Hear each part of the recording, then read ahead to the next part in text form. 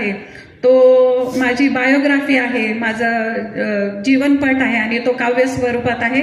तो गेल्या वर्षी प्रकाशित झालेला आहे. अनेक जण या ठिकाणी मला भेटले, अनेक मान्यवर भेटले ज्यांनी मला सांगितलं की तुमच्या त्या कविता खूप मनाला भिडतात. त्याच्यामुळे जाता जाता त्याच माझ्या अनन्यता या काव्यसंग्रहातल्या 2 छोट्या रचना मी आपल्यासाठी या ठिकाणी सादर करते. अनन्यतामधल्या माझ्या सगळ्या कविता शीर्षकविना आहेत. पहिली रचना सादर करते.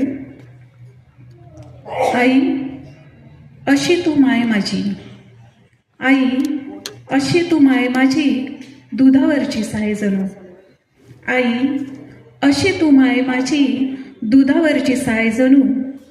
विराण घर तुझ्या विना, दुःख माझे कुणा सांगू. आई अशी तू माय माझी, दुधावरची साय जणू. विराण घर